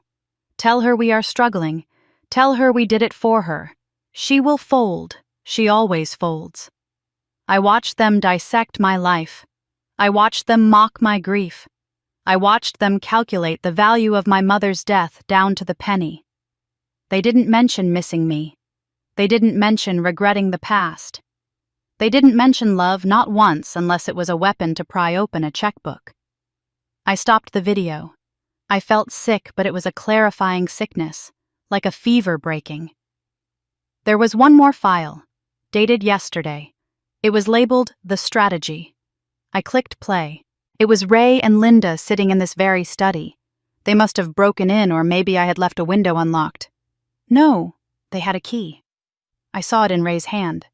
He must have swiped the spare from under the flower pot. They were on speakerphone. A voice I didn't recognize crackled through the audio. Gordon Hayes. Look, Hayes was saying. I am telling you the case is garbage. The trust is ironclad. The adoption is sealed. If we go to court, you lose, and you pay her legal fees. I don't care about the law, Linda screamed. Her face was twisted ugly. It is not fair I gave birth to her. That should count for something. It counts for nothing, Hayes said. You signed your rights away for $15,000. That is a contract. We spent that money in a year, Ray grumbled. It wasn't enough. It was never enough. We deserve a return on our investment. Investment. I am not an investment, I said to the screen. I am a human being. Hayes sighed. Listen, we file the motion. We claim coercion. We claim the old lady was senile. We make it messy. Maybe she pays us to go away. But if she fights, we fold. Ray leaned back in Ginny's chair. She won't fight, he said. She is weak. She just wants a mommy and daddy. We will get our payout. The video ended. I sat in the silence of the room. The rain hammered against the roof. I wasn't weak. I wasn't a puppy following them around the yard. I was the daughter of Virginia Rose Delacroix, and I had just been given the greatest gift a mother could give a child. I had been given the truth. I looked at Dee. Her face was wet with tears. She is alive, I said. Dee nodded. She is alive. I stood up. I picked up my phone. Where is she? Dee asked. Lake House, I said. It has to be. That is where she goes when she wants to think. I dialed Marcus. He answered on the first ring. You watched it, he said. It wasn't a question. I watched it. And I am done grieving Marcus. I am done waiting. Good, he said, because the will reading is on Tuesday. I looked at the black screen of the monitor where my reflection stared back at me. I looked different. Harder. Clearer. Call the lake house, I said. Tell her I'm coming. I hung up. Dee stood up. What are you going to do? I am going to drive to the lake, I said. I am going to hug my mother. And then I looked at the camera in the corner of the ceiling. The red light blinked back at me. Then we are going to put on a show. The drive to the lake house took 2 hours, but my memory of the trip is a blur of passing pines and red Georgia clay. I drove on autopilot, my hands gripping the steering wheel until my knuckles turned white, my foot heavy on the gas pedal. The road narrowed as I got closer, turning from asphalt to crushed gravel. Dust plumed behind the car, coating the rear window in a fine, tawny powder. The house sat at the end of the lane, tucked between the trees and the water. It wasn't grand like the Savannah house. It was a cedar-shingled cottage with a wraparound porch that looked out over water so still it looked like a sheet of black glass. I parked the car. The engine ticked as it cooled, the only sound in the overwhelming quiet of the woods. I sat there for a moment. My heart was slamming against my ribs, a frantic, bird-like rhythm. Part of me still didn't believe it. Even after the videos. Even after Marcus's confirmation. It felt like a fever dream. What if I walked up those steps and found the house empty? What if the videos were old, a glitch, a mistake? I forced the door open. The humid air smelled of pine needles and damp earth. I walked up the wooden steps. They creaked under my weight, a familiar sound from summers past. I reached for the handle, but before I could touch it, the door swung inward. And there she was. She was wearing a cardigan I recognized, a soft gray cashmere she bought years ago in Charleston. She was leaning on a cane I didn't recognize. She looked smaller. That was the first thing that hit me. The cancer had whittled her down, carving hollows beneath her cheekbones and making her collarbones sharp enough to cut. Her skin had a translucent, papery quality, like a dried flower pressed between the pages of a book. But the eyes were the same. Gray, intelligent, and currently filled with a fierce, terrifying love. "Are you going to come in?" she asked, her voice raspy but steady. "Or are you going to make an old dying woman stand in the doorway, letting the bugs in?" A sound tore out of my throat, half sob, half laugh. I moved. I crossed the threshold in 2 strides and wrapped my arms around her. I was gentle. I was terrified I might break her. She felt fragile, like a bundle of dried twigs, but her arms came around me with surprising strength. She smelled of lavender soap and the peppermint tea she drank for nausea. "You are alive," I whispered into her hair. "You are really alive." "Not for much longer, sweetheart," she said, patting my back. "But yes, for now." She pulled back and looked at me. She reached up, cupping my face in her cold hands. Her thumbs brushed away the tears I hadn't realized were falling. "I am sorry," she said. "I am so sorry for the pain. But I had to be sure. Sure of what I asked. That they are monsters. I could have told you that." She shook her head. She led me into the living room, moving slowly, leaning heavily on the cane. "Not that they are monsters, Noelle. That you are strong enough to fight them." We sat on the worn floral sofa. The fire was unlit, but the room was warm. She told me everything. She told me about the diagnosis in January. Stage 4 pancreatic cancer. The doctor had given her numbers, percentages, months, odds, but Ginny had only heard one thing, a deadline. "I am not afraid of dying." "Noelle," she said, smoothing the fabric of her skirt. "I have had a good life. I loved a good man. I raised a wonderful daughter.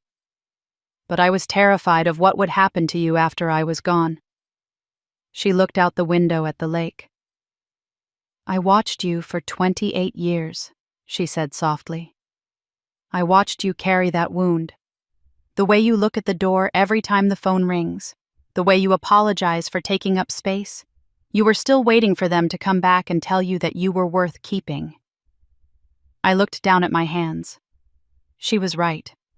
I knew they would come back for the money, she continued. "Ray and Linda are predictable creatures. They smell opportunity like sharks smell blood. And I knew that if I just died, if I just left you the money, they would manipulate you. They would play on that little girl's hope. They would bleed you dry emotionally and financially." She turned to me, her eyes intense. "I wanted you to see them, Noelle, not through the eyes of the child they abandoned, but through the eyes of the woman you have become. I wanted you to see them when they thought no one was watching. Why didn't you just tell me?" I asked. "About the cancer. About the plan." "Would you have believed me?" she asked. If I had simply said your parents do not love you, they never did. I hesitated. I already knew that, I said. You knew it here, she said, tapping her temple, but not here. She placed her hand over my heart. There is a difference between knowing a fact and accepting a truth. You needed to see the receipts. You needed to hear the price tag. $15,000, I whispered. She nodded. I wanted to give you certainty, Noelle. That is the only inheritance that matters. I wanted you to never, ever spend another sleepless night wondering what if. I looked at her. She was dying. She had spent the last of her strength orchestrating a piece of theater just to save me from my own hope. I don't wonder anymore, I said. Good, she said. She leaned back, closing her eyes for a moment. Fatigue washed over her face, gray and heavy. Then the hard part is over. Now comes the fun part. What is the fun part? The will reading, she said, opening her eyes. I am going to walk into that office. Alive. And I am going to watch their faces when they realize the check has bounced. The phone rang 3 days later. We were sitting on the porch watching the sun dip below the tree line. Ginny was wrapped in a quilt sipping broth. I was reading aloud to her an old mystery novel she loved, but I stopped when Marcus's name flashed on my screen. I put it on speaker. Hello, Marcus, I said. I have an update, he said. His voice was tight. Professional, but with an edge of frustration. What did they do? They filed an emergency motion, Marcus said. Gordon Hayes was busy this morning. They are petitioning the court to freeze all assets. On what grounds, I asked. Marcus sighed. They are claiming Virginia was mentally incapacitated when she drafted the trust. They are claiming she was senile, coerced. They are arguing that the adoption is invalid because she wasn't of sound mind to make that decision even retroactively. I felt the heat rise in my cheeks.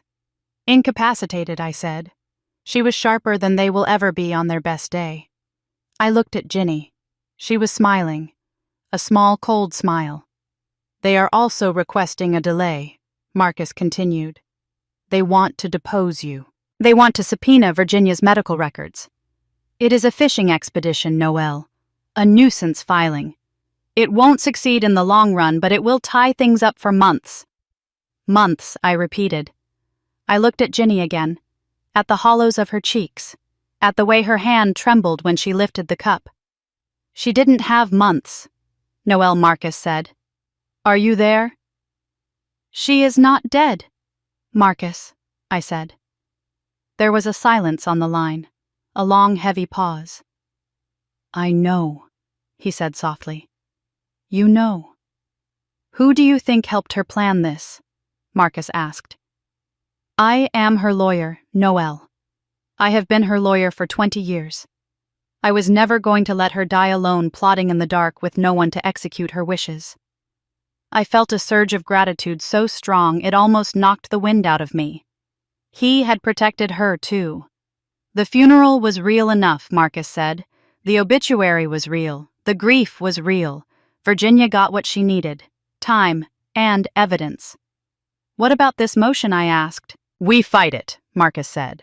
And at the will reading on Tuesday, Virginia walks in and renders the entire argument moot. You cannot claim a woman was incapacitated when she is standing right in front of you reading you your rights. I looked at Ginny. She nodded. We will be there, Marcus, she said. Her voice was strong enough to carry to the phone. Virginia, Marcus said. His tone softened. It is good to hear your voice. And yours, Marcus. Make sure the conference room is ready. I want the good chairs. I will take care of everything. The line went dead. Ginny looked at me. Her eyes were glittering. Incapacitated, she muttered. I will show them incapacitated. The night before the reading, the air at the lake house grew heavy. A storm was rolling in from the west, the pressure dropping, making the fire in the hearth sputter and hiss. Ginny was worse. The adrenaline of the reunion had worn off, leaving behind the brutal reality of the disease.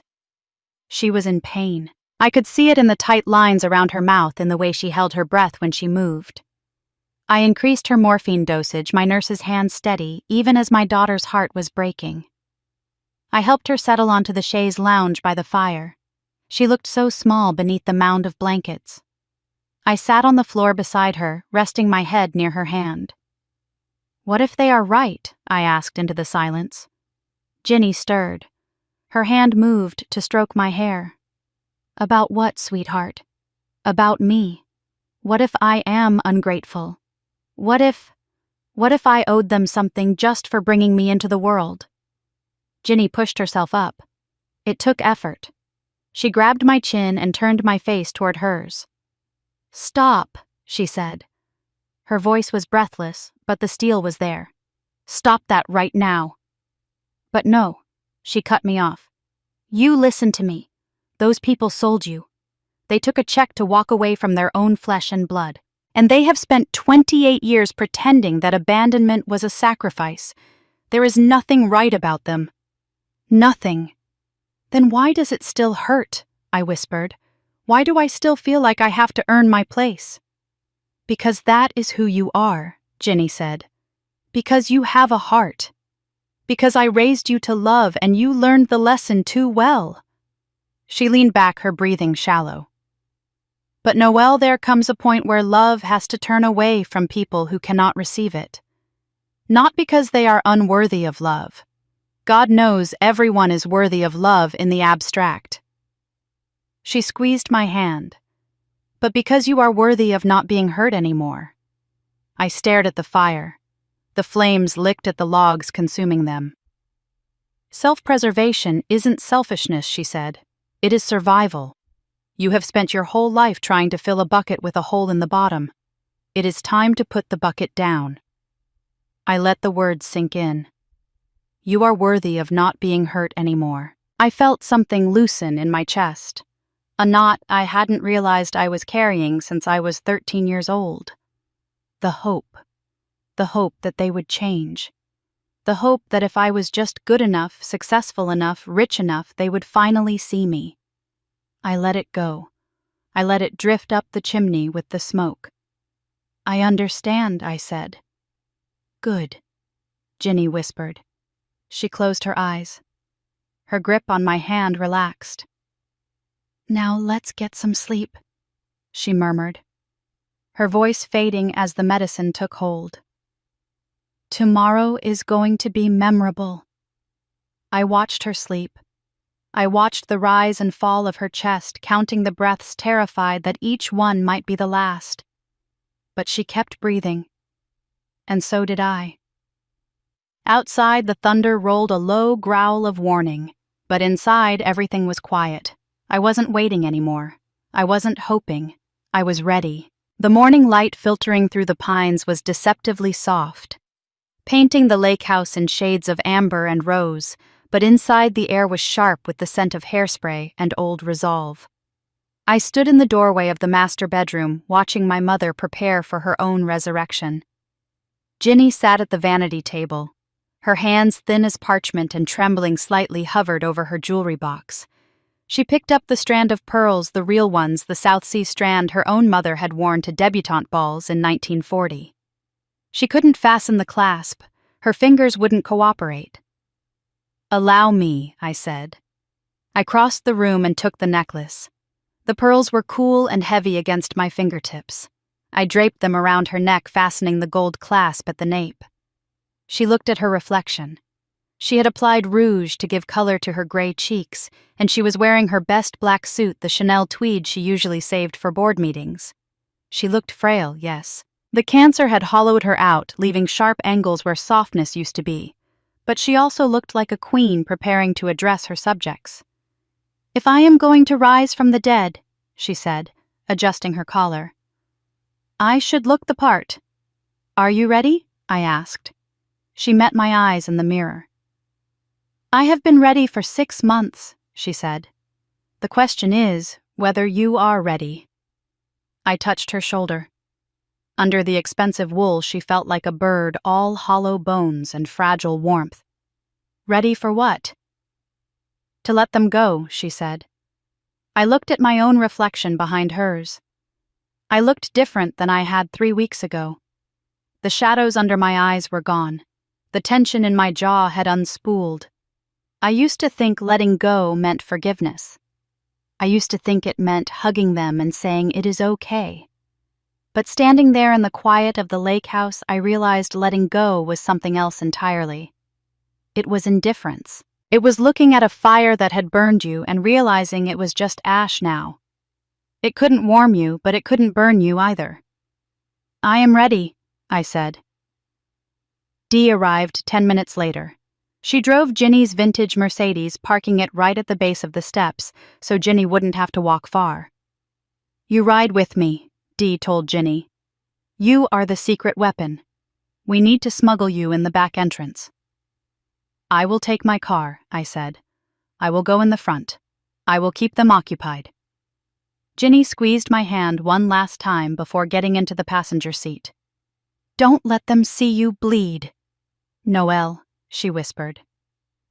"I don't have any blood left for them," I said. I watched them drive away, dust curling up from the gravel road. Then I got into my own car and turned toward Savannah. I drove in silence. No radio, no podcasts, just the hum of the engine and the steady beat of my own heart. I was driving toward the end of my life as a victim. Marcus Webb's office felt colder than usual. The air conditioning was humming on overdrive, battling the Georgia humidity and winning leaving the conference room with the antiseptic chill of a morgue. I arrived 30 minutes early. Marcus was there arranging files on the polished mahogany table. He looked up when I entered, his eyes scanning my face for cracks. "Everything is in place?" I asked. He nodded toward the corner of the room, a small black camera lens barely visible on the bookshelf between two leather-bound volumes of case law. "Live feed to the back office," he said. "Virginia is watching. She is here. She is resting in my private lounge. Dee is with her. We will bring her in when you give the signal." I sat down at the head of the table. Usually I would have sat on the side. I would have made myself small. Today I claimed the chair that faced the door. 10 minutes later I heard them. Ray's voice carried through the heavy oak door, loud and performative. "Terrible tragedy, just terrible. We are holding up as best we can." The door opened. Ray walked in first.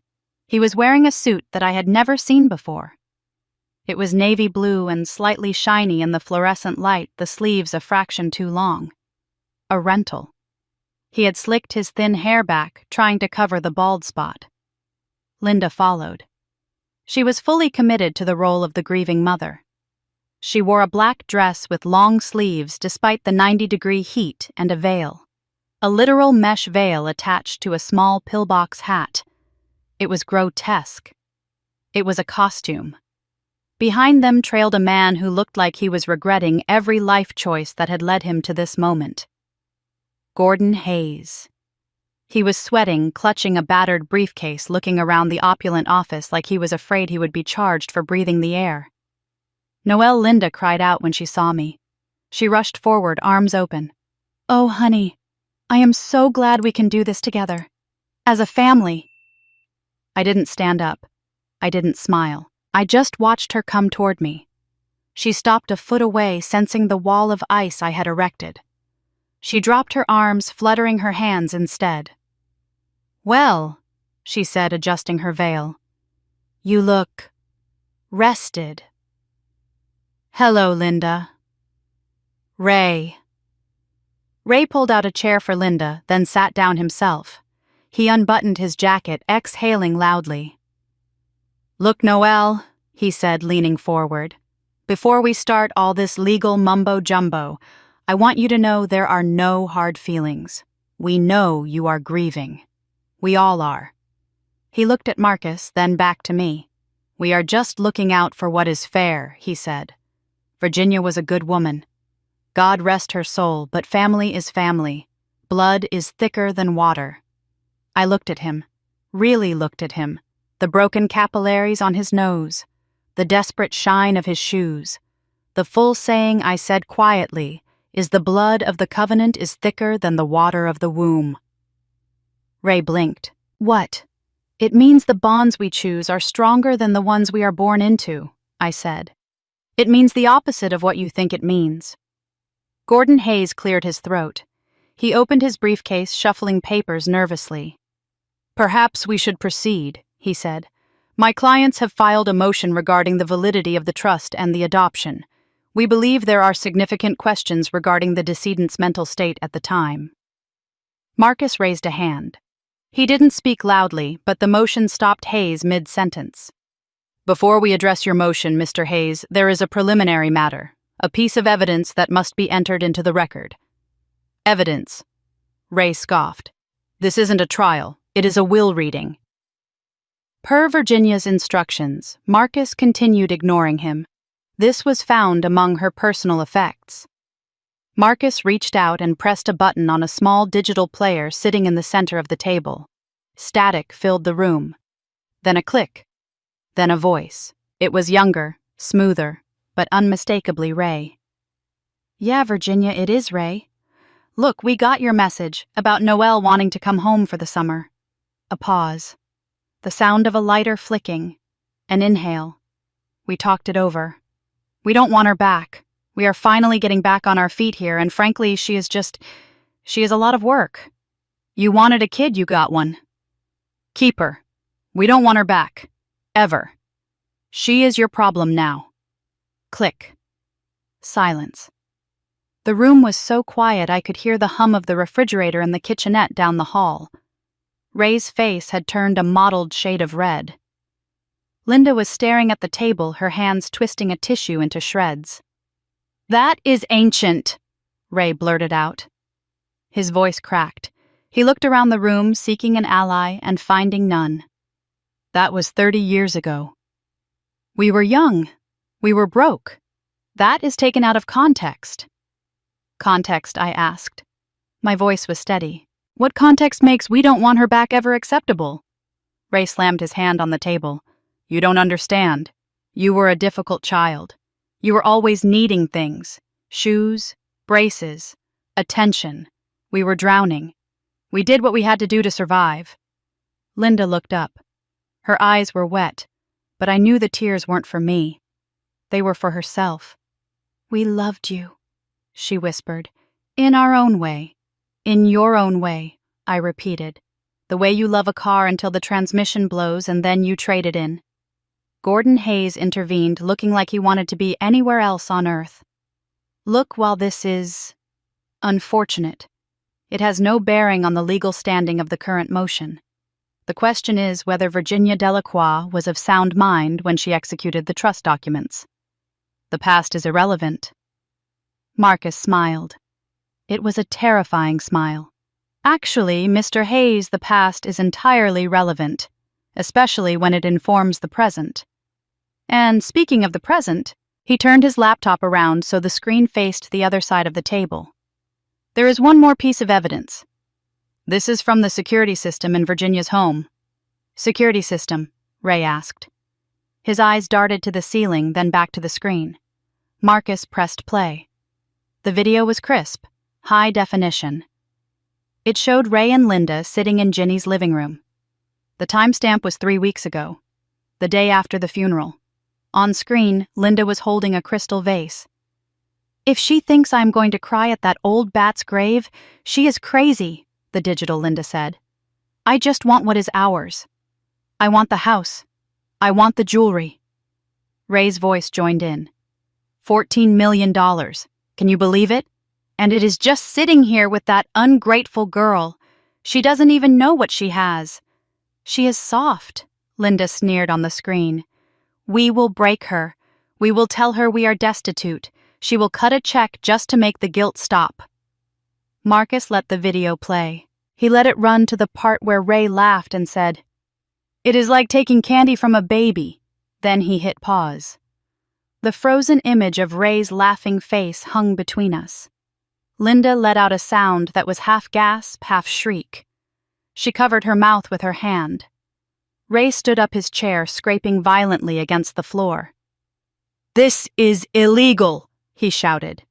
He pointed a shaking finger at Marcus. "You can't record people without their permission.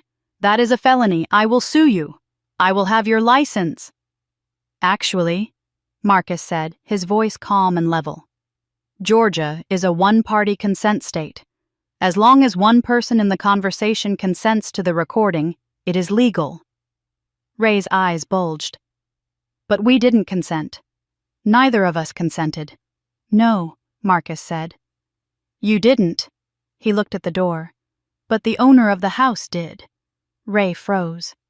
Owner? The owner is dead. Is she? I asked. I stood up. I smoothed the front of my dress. I looked at Ray, then at Linda, then at the lawyer who was frantically stuffing papers back into his briefcase. The door to the conference room handle turned. The latch clicked. The sound was as loud as a gunshot in the silent room. Everyone turned. The heavy oak door swung open, and the air left the room. The door didn't just open. It glided inward, heavy and deliberate, as if moved by an invisible hand. For a heartbeat, there was nothing but the empty frame. Then the click of a heel against the hardwood floor. Sharp. Rhythm. Unmistakable. First came the scent. Chanel No. 5 and peppermint. It drifted into the sterile conference room, cutting through the smell of stale coffee and fear. Then she stepped into the light. A sound tore out of Linda's throat.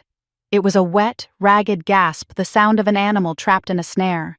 She scrambled backward, her chair screeching against the floor, her heels skidding as she tried to put distance between herself and the doorway.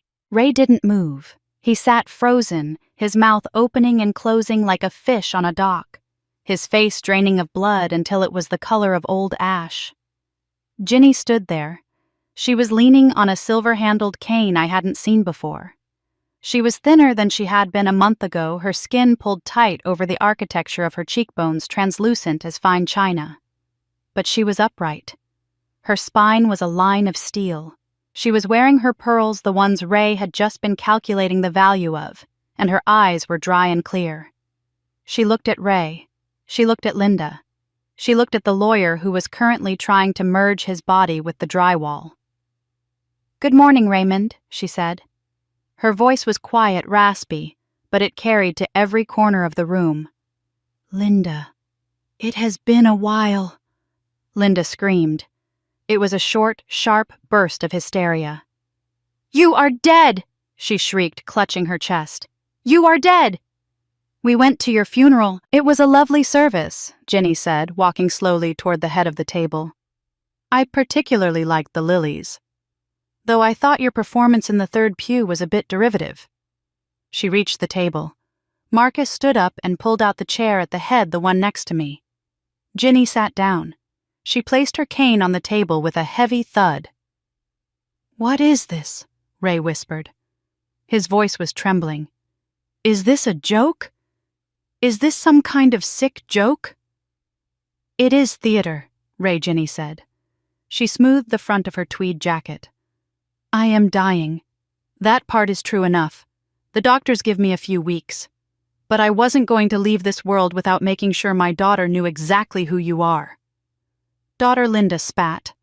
She was shaking now, tremors running through her hands. "She is not your daughter. She is ours. We gave her to you." "Sold," Ginny corrected. "You sold her to me." She gestured to Marcus. He slid a document across the polished wood. It stopped right in front of Ray. The adoption papers. I watched Ray look down. I saw his eyes land on his own signature scrawled in blue ink 28 years ago. "You signed the voluntary termination of parental rights in the year 2000, Ginny said. "You accepted a cashier's check for $15,000 in 1996. You wrote letters which I have kept stating that she was a burden, that she was like a stray cat you were tired of feeding." Ray looked up. The shock was fading, replaced by the ugly flush of trapped anger. "This is entrapment," he snarled. "You can't do this. You faked your death to what? To humiliate us. To record you," Ginny said calmly. She pointed a thin finger at the bookshelf in the corner. "See that little black circle? It is a lens. And the ones in my living room, they are high definition." She leaned forward. The exertion cost her. I saw a flicker of pain cross her face, but she shoved it down. I have 72 hours of footage of you in my home, Ginny said. I have you calculating the value of my silver. I have you calling my daughter ungrateful. I have you plotting to contest a will that you knew was valid because you thought you could bully a grieving woman into a settlement. This is illegal, Gordon Hayes squeaked from the corner. Georgia is a one-party consent state, Marcus said, not looking up from his file. But she is dead, Ray shouted, slamming his hand on the table. The owner of the house is dead. I am sitting right here, Raymond Ginny said. I consented to the recording. I consented to the trap. And I am consenting to Marcus handing over all of this footage to the district attorney if you do not walk out of this room in the next 60 seconds. District Attorney Linda whispered. Attempted fraud. Marcus listed, ticking off fingers. Conspiracy to commit fraud. Trespassing. And if we want to get creative, intentional infliction of emotional distress. Ray stood up. He looked at the adoption papers. He looked at the video screen where his own face was still frozen in a laugh. He looked at me. Noelle, he said. His voice dropped to that wheedling, pathetic tone I knew so well. Baby girl, you aren't going to let them do this, are you? We are your family. I looked at him. I looked at the man who had left me in a driveway with a suitcase. The man who had come back only when he smelled money. The man who had called me ungrateful for surviving him. I stood up. I am not your family, I said. I looked at Ginny. I reached out and took her hand. Her skin was cold, but her grip was solid. This is my family, I said. Ray sneered. He opened his mouth to speak, to throw one last insult, one last guilt trip. Get out, I said. It wasn't a scream. It was a command. Get out before I change my mind about the district attorney. Ray grabbed his rental suit jacket. He didn't look at Linda. He just turned and walked out the door. Linda stood up. She looked at me, tears streaming down her face, ruining her makeup. I loved you, she sobbed. No, Linda, I said. You loved what I could do for you. Goodbye. She fled. Gordon Hayes scrambled after her, forgetting his briefcase in his haste. The door clicked shut.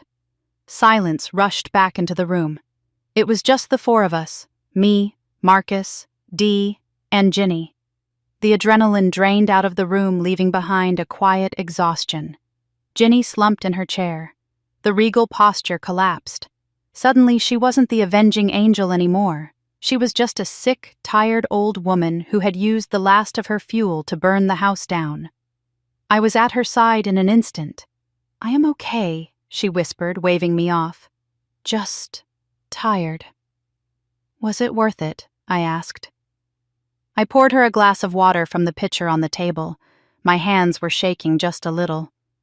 She took a sip. A small smile played on her lips. Watching his face when he realized the check wouldn't clear, she asked, Absolutely worth it. Marcus was packing up the files. He looked at us, his expression soft. I will handle the filing, Virginia. We will get the motion dismissed with prejudice. They won't bother you again. I know, Marcus, she said. Thank you for everything. Dee stepped forward. She put a hand on Ginny's shoulder. You are a badass, Auntie Gin. A certified badass. Ginny chuckled. It was a dry rattling sound. Language Delphine. But thank you. The room grew quiet again. I looked at Ginny. I looked at the adoption papers still sitting on the table where Ray had left them. I reached out and touched the Cartier watch on my wrist. I turned it over, feeling the cool metal against my pulse. Ginny watched me. You kept it safe, she said. Just like I knew you would. It never leaves my wrist, I said. I know, she said. She reached out and covered the watch face with her hand. It is worth about $40,000, you know. I looked up at her. I don't care, I said. I know you don't, she smiled. That is why it is yours. That is why everything is yours. Because you never asked for any of it. She took a breath, a shallow, ragged thing. What now? I asked. Now we go home, she said. Both of us. I am done with lakes. I am done with hiding. I want to die in my own bed in my own house with the windows open and the smell of jasmine coming in. I will be there, I said. Every day. I know, she said. She squeezed my hand, her grip weak but steady. You always show up. You always have. The funeral was 2 weeks later. It was a Tuesday. A real Tuesday this time. The sky was a brilliant, aching blue. The kind of sky that feels like an insult when you are burying the only person who ever truly understood you. Ginny had died on a Sunday morning. It was peaceful. The windows were open just like she wanted. The jasmine was blooming. I was holding her hand. We buried her in the family plot at Bonaventure next to her husband. The service was small. No rented suits, no veiled performances, just Marcus, Dee and her boys. The antique dealers Ginny had sparred with for decades. The neighbors. Ray and Linda didn't come. I hadn't heard from them since they walked out of Marcus's office. Marcus told me their lawyer had formally withdrawn the motion and dissolved his representation. They had checked out of the Motel 6 an hour after the confrontation. They were gone. Dee stood next to me at the graveside. She was holding a black umbrella to shield us from the sun. How are you doing? She asked, keeping her voice low. I looked at the mahogany casket. It was covered in a spray of white roses and lavender. I am okay, I said. Dee looked at me sideways. For real. For real, I said. I waited for the crushing weight I had felt 3 weeks ago. The panic, the feeling of being untethered in the world. It wasn't there. I felt sad. I missed her with an ache that radiated from the center of my chest. But underneath the grief, there was something new. A foundation. A floor. I wasn't waiting anymore. I wasn't wondering if I was enough. I missed her, I said. I will always miss her, but I am not carrying the rest of it anymore. The wound is closed. Dee bumped her shoulder against mine. Good, she said, because you have a lot of life left to live and a lot of money to spend. I laughed. It was a small, watery sound, but it felt good. The service ended. People drifted away offering soft condolences. I stayed for a moment longer. I touched the cool stone of the marker. Virginia Rose Delacroix. Beloved Mother. That was all it needed to say.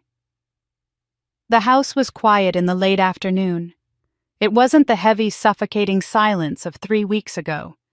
It was a warm silence, a breathing silence. I walked into the living room. The dust motes were dancing in the golden hour light, just like they had been on the day Marcus called. I walked over to the wingback chair, Ginny's chair. I sat down. I rested my hands on the velvet arms. I could still smell her perfume faint, but there lingering in the fabric. I looked at the grandfather clock in the hall. Tick, tick, tick. It was winding down. It needed to be wound every Sunday. Ginny used to do it. I stood up. I walked to the clock. I opened the glass case. I found the key where she always kept it on the ledge behind the face. I inserted the key into the winding point. I turned it. The gears clicked a satisfying mechanical resistance. I wound it until it was tight, until it was ready to keep time for another week. I closed the case. I looked around the room. The Persian rug. The crystal decanter. The security camera in the corner, its red light finally dark. I wasn't a guest here anymore. I wasn't the charity case. I wasn't the investment. I sat back down in the chair. I looked at the watch on my wrist. Thank you, Ginny, I whispered to the empty room. Thank you for choosing me. The house settled around me, the old wood groaning softly in the cooling air. It felt like an embrace. I closed my eyes and listened to the clock. Tick, tick, tick. I was home.